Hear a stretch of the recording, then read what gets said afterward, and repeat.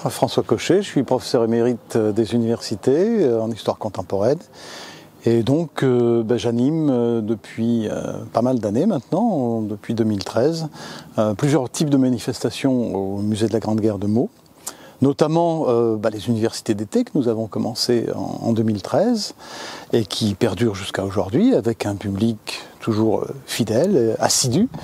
Et puis quelques conférences en fonction des publications d'ouvrages que j'ai pu faire.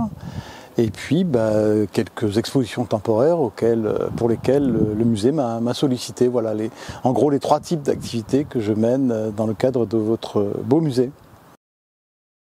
Alors d'une part c'est un grand plaisir, c'est un grand honneur aussi, mais c'est surtout un grand plaisir parce que effectivement un musée vit de divers publics, de publics complémentaires, de publics un peu emboîtés, de publics qui se complètent les uns les autres.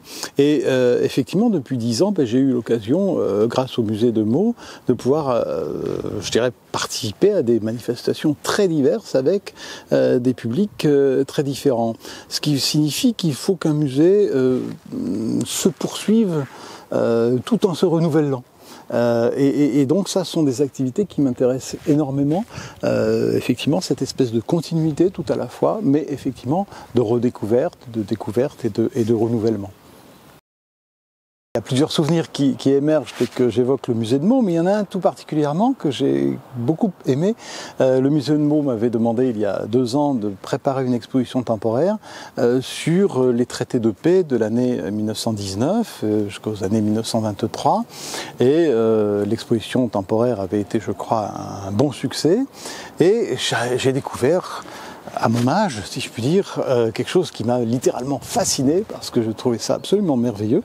Ce sont tout simplement les techniques de 3D et il y avait un procédé 3D que vous avez mis en œuvre qui nous permettait de voir à 360 degrés le château de Versailles de la manière dont pouvaient les voir les plénipotentiaires qui venaient négocier le futur traité de Versailles entre janvier 1919 et juin 1919. Voilà, c'est un petit détail technique, mais c'est un détail qui montre aussi combien un musée aujourd'hui se doit d'utiliser toutes les technologies les plus actuelles, les plus modernes pour attirer des publics renouvelés.